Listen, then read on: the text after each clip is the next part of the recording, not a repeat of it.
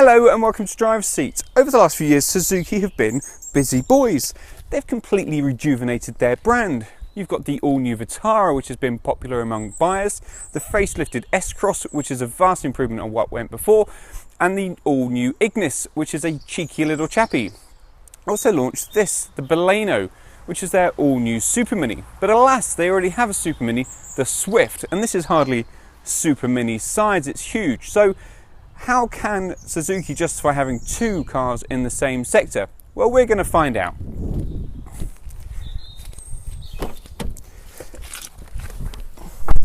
The Baleno is available in three variants, which keeps things really simple. There's two engines to choose from and two trim levels.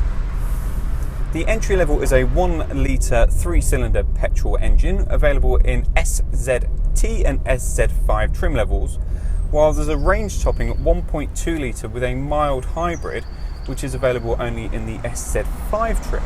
All engines come with a 5-speed manual gearbox, but the 1 litre SZ5 is available with a 6-speed automatic. We're testing the hybrid version, which costs £14,749. However, the entry-level 1 litre is available from just £12,745. Price-wise, the Baleno is almost identical to a similar engine size and powered Skoda Fabia.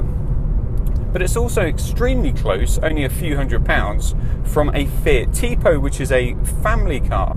The entry-level 1 litre develops 108 brake horsepower and will return 62.7 miles to the gallon.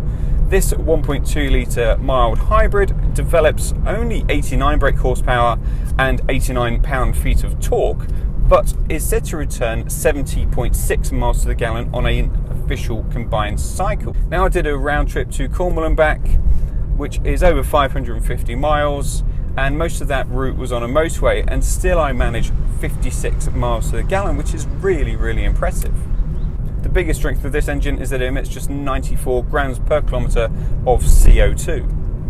It's capable of reaching 62 miles an hour from stationary in 12.3 seconds, with maximum torque arriving at 4,200 revs and max power at 6,000. That tells you a little bit that you're going to have to rev this car to get the best out of it. It's not fast off the line, as those figures suggest, but mid-range torque is actually very good. So if you're in third or fourth, pulling away from a town or city and the speed rises, it will pick up very quickly. Likewise, on the motorway, it will go as well. Where there isn't much power really is up hills. If you're in fifth gear, you will find yourself downshifting to fourth, maybe even third on the steeper of hills, which we found through the Bodmin Moor area.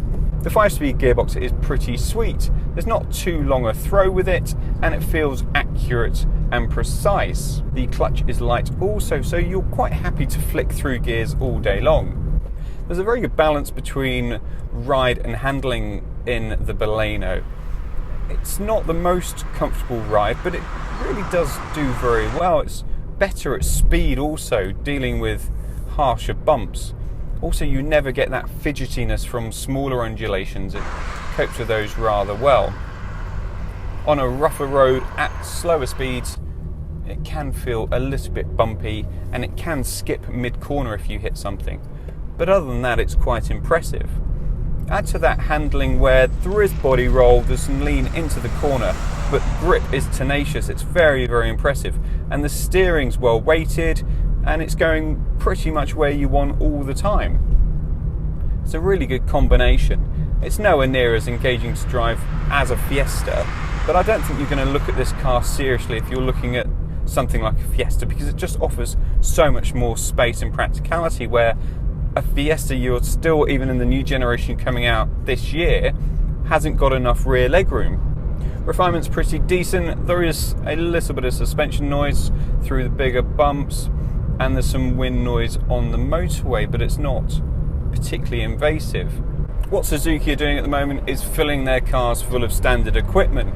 The base level comes with Sat-Nav, aircon and Bluetooth, whilst this SZ5 adds 16-inch alloys, radar braking, adaptive cruise control, which works pretty well and has 3 settings for the distance that you'd like to put on, a 4.2-inch colour screen between the instrument binnacle, which will give you, amazingly, your G-force, acceleration and brake mapping, which in a car that's got 89 brake horsepower doesn't quite seem relevant.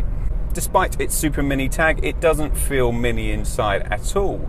It's very spacious.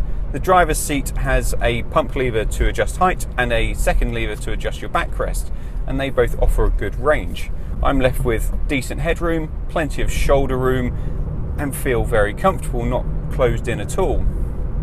The seats aren't the best though, they're not hugely supportive, they're reasonably comfortable, but there is a firmness in between your buttocks where you'd prefer it wasn't. The instrument binnacle is neatly designed. It's got some clear plastics which are backlit with some classy white light, and then there's some blue detailing around.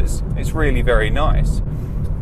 The rest of the dash is extremely simple and very, very easy to use. There are so few buttons in here. It does, however, with this trim feel a little bit like a last generation Hyundai. Now, I don't think that's a bad thing, because for the price this is delivering quite a lot, and Hyundai have moved up market. So I think that's quite clever from Suzuki, but it feels pretty solid. There's a few of the plastics move a bit. There's nothing that's particularly soft apart from this armrest. The infotainment screen is split into 4 segments, which give you your radio or music, your telephone, smartphone and navigation. Now this has Apple CarPlay, which is brilliant and simply connects when your USB is in, and I found the Sat-Nav easy to use and very simple to follow. You're well catered for with storage in here. The door bins are well sized and will take a decent sized bottle of water, plus quite a bit more. In this center console there's several deep bins. So there's one at the front, which is where your phone will go, because that's where the USB connector is. There's then 2 cup holders, and in the middle this central armrest, although that's just limited at the moment to mints and some headache tablets. The space in the back is really rather excellent. There's good headroom, so I've got just enough headroom when I'm in at 5'9", but there's so much leg and knee room that if you are taller than me, you can slouch forward and have loads of comfort.